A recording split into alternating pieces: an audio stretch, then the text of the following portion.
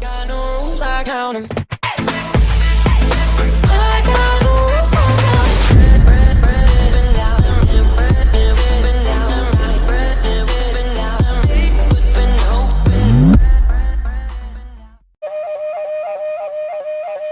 Iyi ni radio BBC gahuza miryango ivugira i Londres kuri metero 19, 25, 31 na 41. Ivugira ku mirongo ya FM mu karere k'ibiyaga bigari no kuri interineti kuri bbcgahuza.com.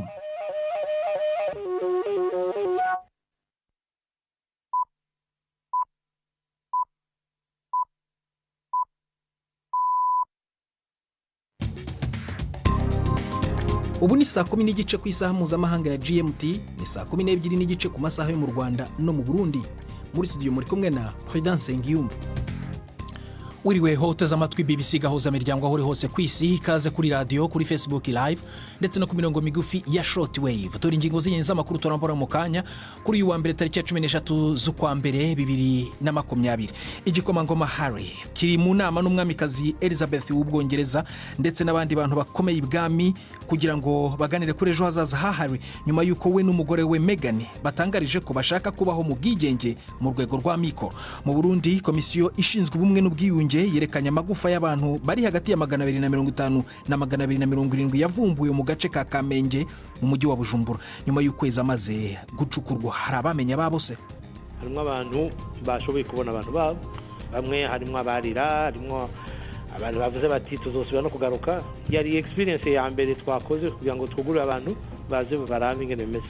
Naho inzobere mu kwandika itegeko nshinga zo muri buri gihugu kigize umuryango wa Afrika y'Iburasirazuba zaragera i Bujumbura uyu munsi ngo zigire kumara icyumweru mu bikorwa byo gutunganya itegeko nshinga rimwe ry'uyu muryango. Ntibibagirwe n'imikino mu mpera z'aya makuru ayobowe na Jacques Niyitegeka.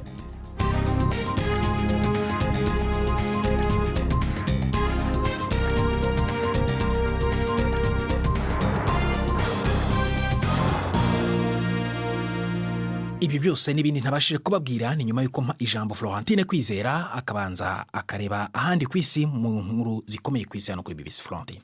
Urakoze President. Izikomeye kwisi tuzihere hano mu Bwongereza. Hari inama idasanzwe hagati yabo mu muryango w'ubwami. Abaganwa baramutswa intara za Cambridge na Sussex bakaba bahakana ibyavuzwe mu kinyamakuru yuko imigenderanire yabo yakomeje kumera nabi mu myaka 2 ishize. Mu itangazo basohoye bari kumwe bompi, umuganwa William na murumuna we Harry bavuga yuko iyo nkuru ari nk'igitutsi kuri bo. Bavuze kandi yuko inyifato y'akabonero n'agasotorano ku muganwa Harry n'umukenyezi wiwe Meghan ngo ari ikibazo gishobora kubangamira amagara yabo cyane cyane kubijanye n'ubuzima bwo mu mutwe.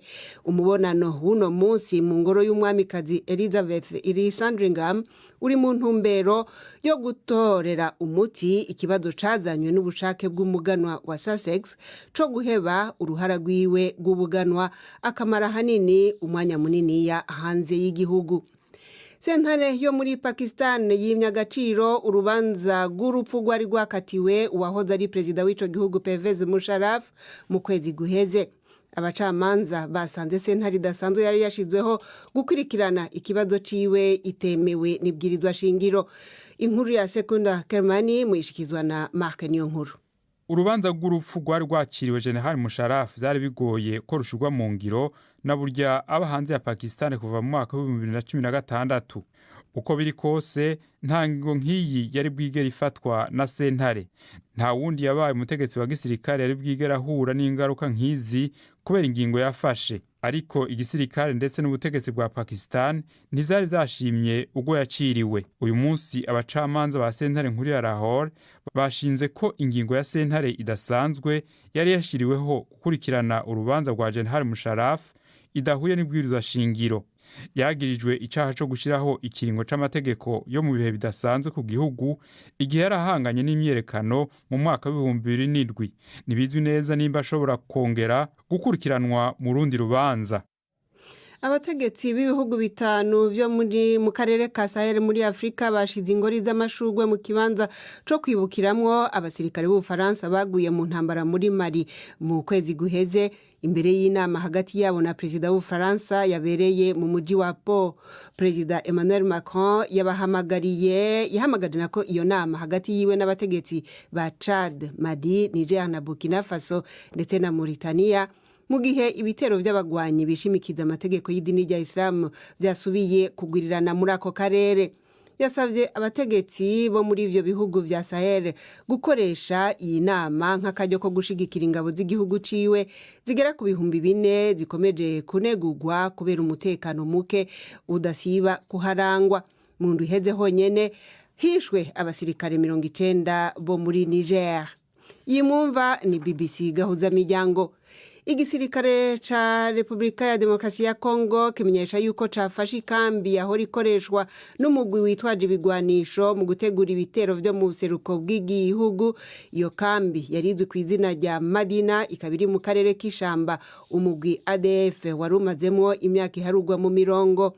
Abanyamakuru bavuga yuko ifatwa ry'iyo kambi rishobora kugira ingaruka zikomeye kuri uwo mugwi, ariko kandi n'igisirikare ca Kongo carahahombeye.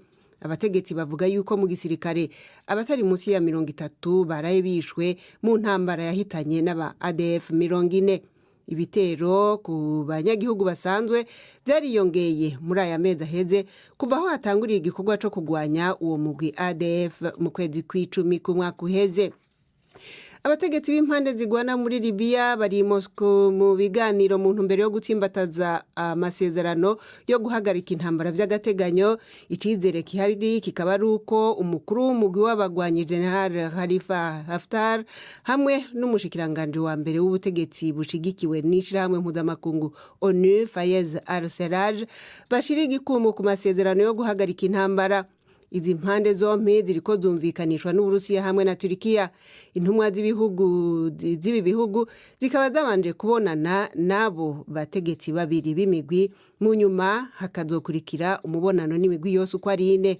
Uburusiya bwakomeje gushigikira General Haftar muri kino gihe ashaka gufata umujyi wa Tripoli, nayo Turkiya ishigikiye ubutegetsi bwemewe n'amakungu. Perezida Recep Tayyip Erdogan yavuze yuko umugwi wiwe w'intumwa ziri muri iyo nama wamuhaye amakuru meza yuko ibiganiro biriko bigenda neza gushika muri kano kanya. Muri kano kanya turiko tugerageza guhagarika intambara dushingiye ku masezerano. Abo dufatanije igikorwa c'ubuhuza barabandanya kuganira n'impande zose. Nizera ko amasezerano yo guhagarika indwano agiye gusinywa vuba. Çerçevede yakın zamanda bir ateşkes anlaşmasının imzalanmasını I Moscou inama irabandanya. Nizera ko muri iri joro iza gusozerwa, ariko bagenzi banje bamenyesheje ko ibiganiro biko bija mu nzira nziza. Nangirize muri Angola aho abategetsi b'ico gihugu bemeza yuko batigeze bagerageza gufatira imitungo y'umukobwa w'uwahoze ari perezida w'ico gihugu Isabel dos Santos, ariko ko bashobora kubikora biramutse bibaye ngombwa. Mu kwezi guheze sentare yategetse yuko amatungo yiwe ari mu gihugu kimwe n'ay'umugabo wiwe n'ay'umukuru w'ibanki afatirwa. Ibi bikaba vyakozwe mu ntumbero yo kugaruza amatungo abo batatu baregwa gukura mu kigo ca Angola kiyungurura petrol no mu rudandazwa rwa diama basanzwe bafisemo imitahe. Bo barahakana ivyo baregwa. Isabel dos Santos akavyita yuko aragatotezo. Urakoze Florentine Kwizera kuri aya makuru ya BBC.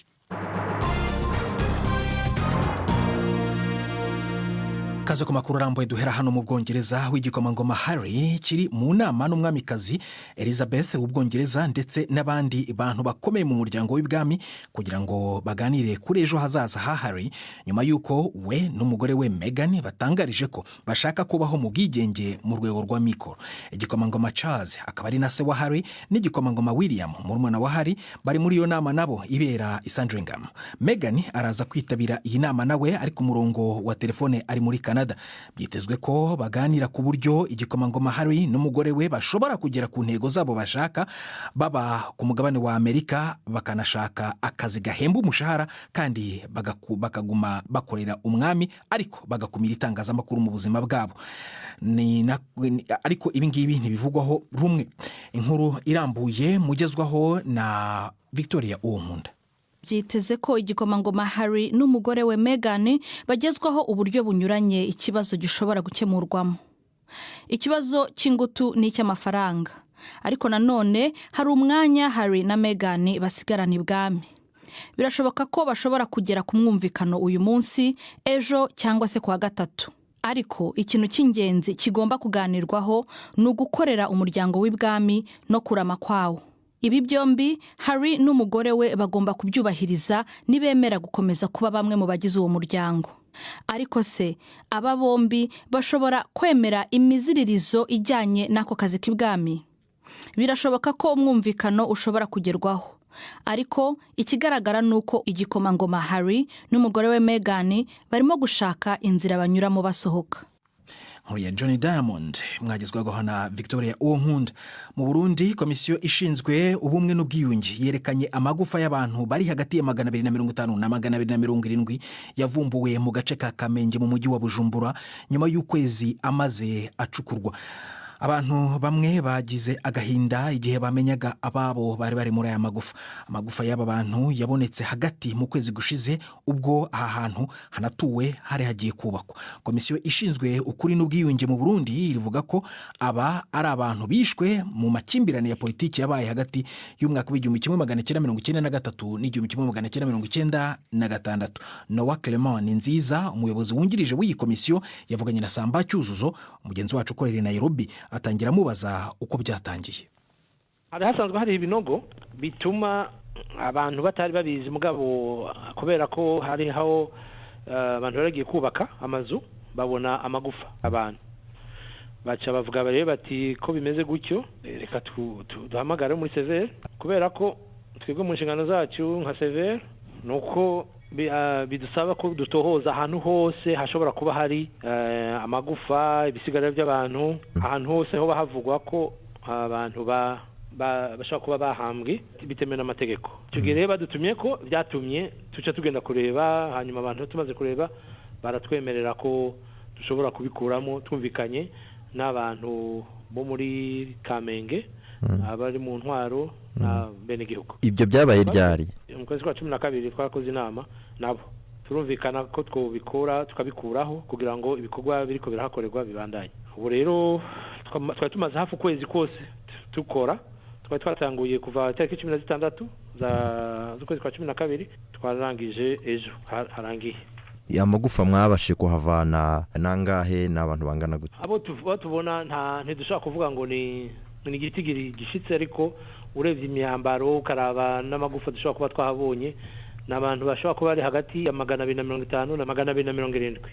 Hariho abantu babashe kumenya wenda babo bari muri ayo magufa cyangwa ntago baramenyekana? Kubera harimo abantu usanga baba bafise birato cyangwa imyenda abantu basanzwe bambara, harimo abantu bashoboye kubona abantu babo, bamwe harimo abarira, harimo abantu bavuze bati tuzosubira no kugaruka.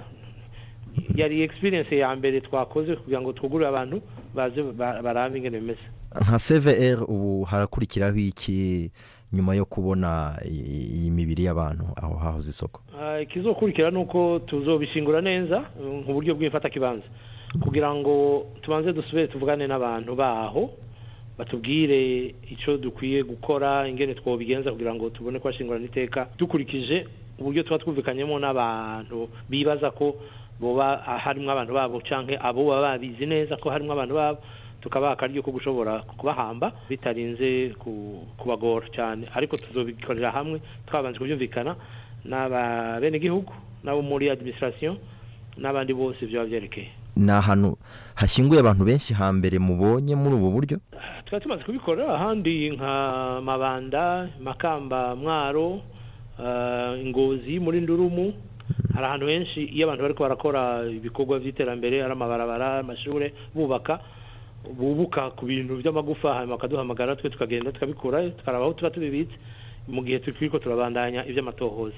ariko si ubwa mbere bikorwa nuko ngaha gusa ari mu gisagara ca Bujumbura abantu benshi baca babari hafi bakaza bakabiraba kandi aha hari muri quartier hagati ariko ahandi henshi abari inyuma y'imihana kure abantu baba ariko aba bantu basa naho ari benshi abantu 250 n'abarenga bo haraho tumaze kubabona. Noah Clement Nziza umuyobozi wungirije wa komisiyo ishinzwe ubumwe n'ubwiyunge mu Burundi wavuganaga na Samba Cyuzuzo. Ishami rya Loni rishinzwe impunzi HCR riravuga ko Ubufaransa ari ikindi gihugu cyatangaje ko kizakira bamwe mu bimukira bari mu nkambi y'agateganyo mu Rwanda mu mugambi wo gutuza bamwe mu bakuwe muri Libya kubera ibibazo by'intambara. Ubufaransa bubaye igihugu cya gatatu nyuma ya Suède na Norvège byemeye kwakira bamwe muri abo bantu bacumbikiwe mu nkambi iri mu Bugesera mu Rwanda. Kugeza ubu iyi nkambi icumbikiye abakabakaba 300. Navuganye na Elise Villechalan ushinzwe itumanaho muri HCR mu Rwanda ntangira mubaza ibihugu byemeye kwakira abo bimukira n'umubare bizafata. Icyambere ngomba gusobanura neza nuko tutavuga bimukira ahubwo ari abantu bakeneye kurindirwa umutekano ku rwego mpuzamahanga hagendewe ku nshingano z'ishami ry'umuryango w'abibumbye ryita ku mpunzi. Aba basaba ubuhungiro ndetse n'impunzi abenshi baturuka muri Eritrea, Somalia, Sudani, umwe akomoka muri Sudani y'Amajyepfo ndetse n'abandi bakeya baturuka muri Ethiopia.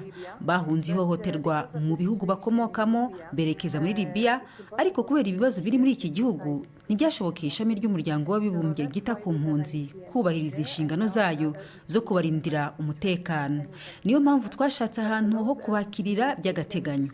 Hamwe ni muri Niger, ahandi ni mu Rwanda. Ibi byadufashije kubashyira ahantu hafite umutekano, aho twiga neza ibibazo bya buri muntu kugira ngo turebe ibyo bakeneye mu rwego rwo kubarindira umutekano no kubashakira igisubizo kirambye kirimo no kuba bakwimurirwa mu bindi bihugu. Including resettlement. I think you've heard that there is Norway who offered 300 places. Ndakeka warumvise ko Norvège yemeye kwakira abantu 300 muri 500 bahungishijwe bavanywe muri Libya. Suède yemeye kwakira 150 barimwo 7 bamaze koherezwa muri icyo gihugu batujwe. Dukomeje kandi gutegura amadosiye kugira ngo dusabire n'abandi. Ubufaransa nabwo bwemeye kwakira abantu 200 bakwimurirwayo barimwe abasaga 100 bahungishijwe bava muri Libya, including more than 100 for evacuees from Libya. Iyo nkambi iri mu Rwanda ubundi ni y'agateganyo. None se ubu muyifitemo abantu bangahe? For now we have 299. Magingaya dufite abantu 299 nk'uko nabivuze mbere. Twamaze kwakira abantu 7. Hari abagera kuri 306 bemerewe kugenda barimwo 7 bamaze koherezwa. Andi madosiye y'abagomba kugenda ari haratunganywa. Ubu tuvuga dufite abantu 299 people. None se murateganya kuzana abandi? Yes, we have a threshold of 500 people. Yego, dufite gahunda yo koherezayo abantu 500, ariko birumvikana mbere iki kigo nticyari gifite ubushobozi bwo kwakira abandi bantu barenga 100 make, ariko kuva mu kwezi kwa 9 kugeza ubu twagerageje kongera ubushobozi bw'aha hantu. Cyakora turacyanubaka kugira ngo hazashobore kwakira abantu bagera kuri 500.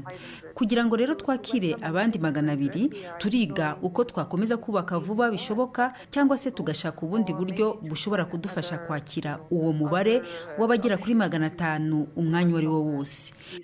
Total number of 500 at any given time. If we manage to empty, mu gihe twashobora kubona umwanya muri icyo kigo cy'agateganyo binyuze mu kohereza abandi bagatuzwa mu bindi bihugu, icyo gihe dushobora kuzana abandi. Icyo twifuza cyane muri iki gikorwa nuko twashobora kohereza abantu bari hagati ya 800 n'igihumbi kugeza mu mpera z'uyu mwaka. Bisobanura ko icyo gihe twaba dusigaranye abandi bantu 500, ariko mu mwaka dosiye z'abakabakaba 1000 zizaba zamaze gutunganywa. Around 1000 will have been processed. Bivuze rero ko iyi nkambi izahoraho ikazajya inyuzwamo abantu bakagenzurwa mbere yo kwimirirwa mu mahanga, mu yandi magambo mu Burayi.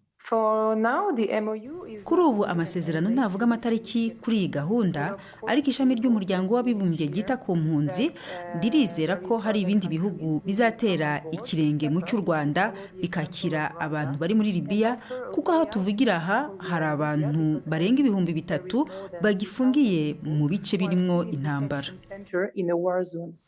Elise Veleshalen ushinzwe itumanaho muri HCR ishami ry'umuryango wa Loni rishinzwe impunzi.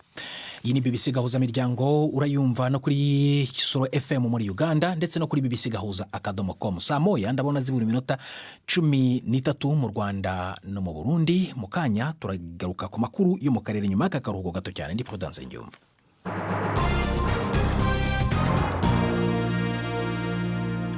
kanisegura mu kanya nembaze ko saa moya zibura iminota 13 ariko ndabona zibura iminota 11. Inzobere mu kwandika itegeko nshinga zo mu bihugu bigize ishyirahamwe ry'uburasirazuba EAC ziragera i Bujumbura uyu munsi, aho zigiye kumara icyumweru mu bikorwa byo gutunganya itegeko nshinga rimwe ry'uyu muryango. Ibi bigamije gushyira mu bikorwa imwe mu ntego enye za EAC yo kuba igihugu kimwe gifite ubutegetsi bumwe bwa politiki ndetse na guverinoma. Inkuru irambuye yateguwe na Samba Cyuzuzo muregezeho na Arisufu Mugenzi. Izo nzobere zizakorana hagati yazo ndetse zumve n'abaturage b'Ibujumbura, Gitega, Ngozi na Makamba kubikwiye kuba bigize iryo tegeko nshinga. Umunyabanga mukuru wa EAC Liberate Mfumukeko aravuga ko izo nzobere 18 ziyobowe na Dr. Benjamin Odoki, umucamanza mukuru wa Uganda. Igikorwa cya mbere kiri tsinda cyabereye muri Uganda mu mwaka wa 2018 hari nyuma y'inama y'abakuru b'ibihugu bya EAC yo mu mwaka wa 2017 bemeje gutegura itegeko nshinga rimwe. Izindi ngingo 3 z'ubumwe bwa EAC zerekeye gushyiraho ifaranga rimwe, guhuza imipaka no kuba isoko rimwe mu bwisanzure bw'urujya n'uruza rw'abantu, ibintu, akazi na serivisi. Abaturage b'ibihugu bigize EAC barakinubira ko hakiriho ibisabwa bifatwa nk'amananiza urujya n'uruza rw'abantu n'ibintu no kubona akazi mu kindi gihugu cya EAC, nubwo amasezerano abivanaho yashyizweho umukono mu kwezi kwa mbere umwaka wa 2010.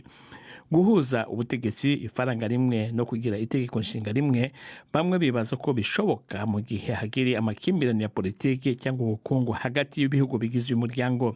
Biteganyijwe ko kuwa gatatu Perezida Pierre Nkurunziza w'u Burundi azatangiza ku mugaragaro imirimo yo gutegura itegeko nshinga rishya nk'uko biri mu itangazo ry'uyu muryango. Abategetsi baravuga ko imirwano ikomeye imaze iminsi mu burasirazuba bwa Repubulika ya Demokarasi ya Kongo imaze kwica inyeshyamba nyinshi. Igisirikare cya Kongo ubu kiravuga ko kigenzura inkambi ya gisirikare y'umutwe w'inyeshyamba zo muri Uganda wa ADF, umutwe uregwa ibyaha by'indengakamere byakorewe abasivili muri ako gace. Inkuru ya Gayus Kowene uri Kinshasa muri yumva mu ijwi rya Ivete Kabatese. Mu gihe kirenga imyaka 20 umutwe w'abarwanyi b'Abagande ADF wakoresheje inkambi wise Madina nk'ibirindiro byawo hagati mu ishyamba ry'inzitane. Aho niho bivugwa ko abayobozi b'uwo mutwe bashinze icyicaro gikuru, ari naho ibitero bigabwa ku basirikare n'abaturage bitegurirwa. Kuri ubu ariko aho hantu haragenzurwa n'ingabo za Kongo, ariko ku kiguzi kiremereye. Bivuga ko nibura abasirikare 30 baguye mu mirwano, naho ku ruhande rw'abarwanyi hapfuye 40 nk'uko bitangazwa n'igisirikare. Impuguke mu by'umutekano yabwiye BBC ko gutakaza Madina ari igihombo kinini ku ruhande rw'umutwe wa ADF, bizagora kongera kwisuganya.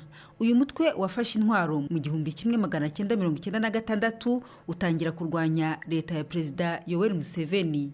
Ufite ibirindiro Ibeni mu burasirazuba bwa Kongo, ukaba unakorera mu ishyamba rigoye kugeramo mu ntambara y'ibitero shuma ugaba ku baturage n'ingabo za Kongo, ndetse n'icyo usaba kikaba kitazwi neza. Tujye muri Kenya, aho polisi iri gushakisha abarwanyi b'umutwe wa Al-Shabaab bongeye kugaba igitero byakica abarimu 3 ndetse bakanashimuta umwe mu karere ka Garissa. Uyu mutwe w'abarwanyi ubu umaze kugaba ibitero 6 mu byumweru 5 byishe abantu bagera kuri 25. Inkuru ya Ferdinand Monde muri yumva mu ijwi rya Abarenga kwaye. Biragaragara ko umutwe wa Al-Shabaab ufite ibirindiro muri Somalia umaze gukaza ibitero byawo muri Kenya. Iki gitero cyaraye gihitanye abarimu 3, kibaye icya 6 uyu mutwe ugabye mu kwezi. Ibi birasa nkaho ari amayeri mashya y'imirwano uyu mutwe wa Al-Shabaab uzanye. muri icyo gitero gishya uyu mutwe wanateye ikigo cy'itumatumanaho. Ibi bikaba ari bwo bibonetse mu bitero byose umaze kugaba ku butaka bwo muri Kenya muri uyu mwaka. Ibi bitero birimo gutuma abaturage baho buzura ubwoba ku buryo hamwe na hamwe abantu b'abakozi nk'abarimu cyangwa se abaganga barimo kwanga kuva mu ngo zabo ngo bajye ku kazi kubera gutinya ko bagwa muri ibyo bitero. Ku mbuga nkoranyambaga abanyakenya benshi bari kwibaza icyo leta irimo gukora kugira ngo ihashye ibyo bitero, baranibaza niba ifite ubushobozi bwo kubakingira umutekano. Ejo ku cyumweru Ubwongereza bwagabishije abaturage babwo kudakora ingendo muri Kenya ahantu hegereye umupaka wa Somalia nko ku birometero 60. Hari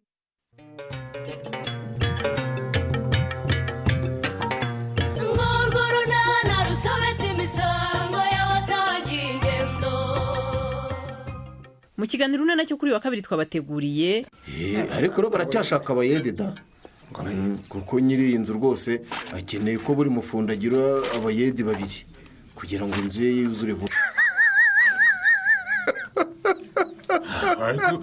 ariko se kiti nk'ubwo mu by'ukuri usetse iki njye binyubira ariko shaka ariko zigusuzugura Stefan mwisakire mwarogesha enjeniyeri muzima uratinyuka umbwira ko hano akazi gahara k'ubuyede koko ubwo se yagohereza umucanga yagohereza itafari yagohereza ibuye yajya kuvoma enjeniyeri wize. ni 12:45 kuri BBC. Neshera hano kuri BBC gahuza imiryango. Reka noneho Jean Claude Mwambutsa atugezeho imikino. Imikino kuri BBC gahuza imiryango.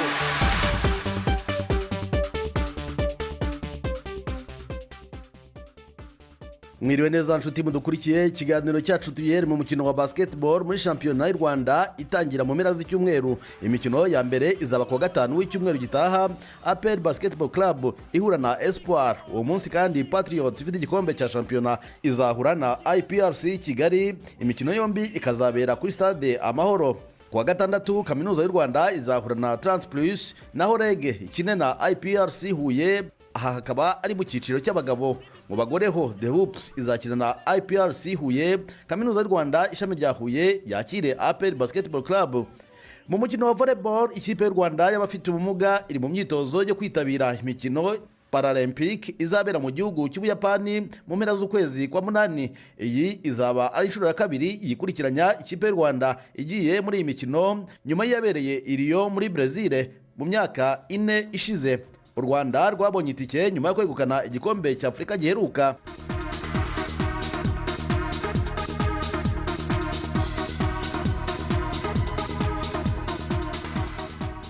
Turacyari mu Rwanda ariko noneho mu mupira w'amaguru shampiyona y'igihugu yarigeze ku munsi wa 17. Ikipe ya APR FC niyo ikomeje kuyobora urutonde rw'agateganyo nyuma yo gutsinda Bugesera ibitego 2-1. Rayon Sport iracyari ya kabiri nubwo yatsitaye ikanganya na AS Kigali ubusa ku busa. Mukura Victory Sport yitwaye neza inyagira Sunrise ibitego 4-1. Marine itsinda Gasogi 2 ku busa mu gihe ku kibuga cyayo Sports Club Kiyovu yatsinzwe na Espoir igitego 1 ku busa. Turacyari mu mupira w'amaguru mu gihugu cya Ghana. Ubutegetsi bwatangije iperereza nyuma yaho igipolisi kirasiye ku bakunzi b'ikipe ya Ashanti Kotoko kuri iki cyumweru. Iri rasa ngo ryakurikiye imvururu zashojwe n'abafana ba Kotoko bagerageje guhohotera umusifuzi ubwo yari yeretse ikarita itukura umwe mu bakinnyi b'ikipe yabo. Ishyirahamwe ry'umupira w'amaguru muri Ghana ryasohoye itangazo ryamagana iki gikorwa risaba ko umuntu wese wagize uruhare muri izi mvururu yahanwa byihanukiriye.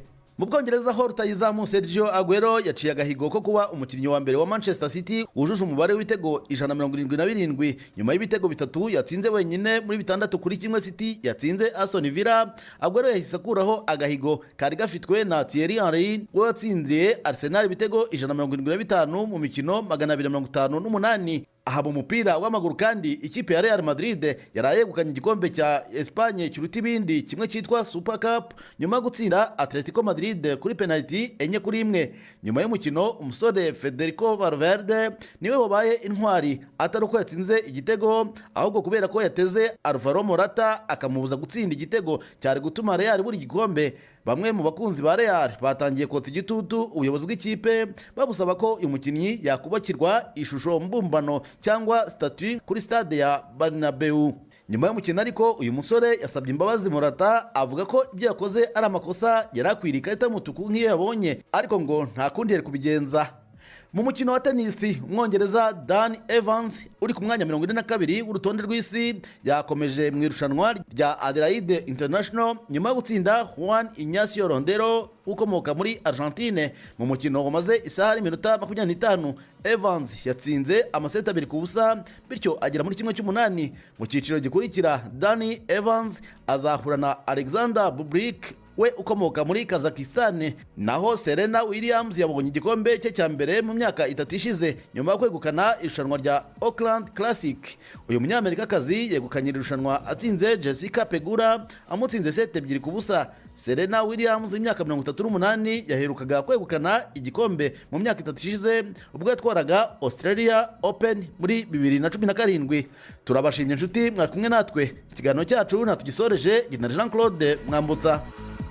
urakoze Mwambutsa, natwe n'ahangaha dusoreje ibiganiro byacu. Gusa mbibutse ko imwe mu nkuru twabagejejeho mu Burundi, komisiyo ishinzwe ubumwe n'ubwiyunge yatobuye amagufa yerekanye amagufa agera kuri 270 y'abantu bapfuye. Mwakoze guhita mu bise gahuza miryango.